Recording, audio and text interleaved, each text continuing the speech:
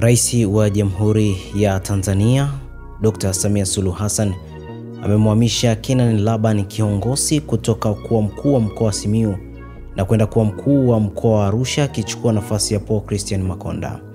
Taarifa iliyotolewa na Kurugenzi ya Mawasiliano ya Rais Ikulu Juni 23, 2025 haijatoa taarifa zaidi kuhusu Paul Makonda.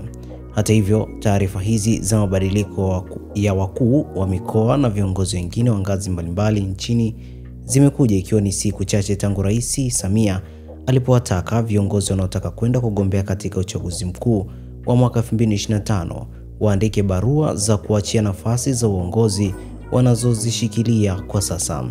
Hata hivyo, Rais wa Tanzania Dr. Samia Suluhu Hassan katika uteuzi aliofanya Juni 23, 2025 amemteua mkuu wa zamani wa Jeshi la Polisi Tanzania Balozi Simon Nyankoro Siro kuwa mkuu wa mkoa wa Kigoma.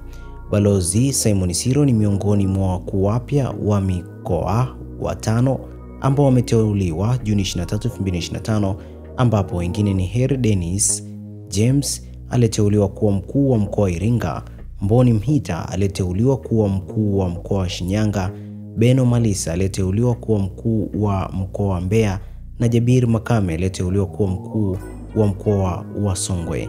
Mwisho wa taarifa hii, usisahau kusubscribe, kulike, kushare na kucomment. Jina langu ni Tobias Kisima, asante.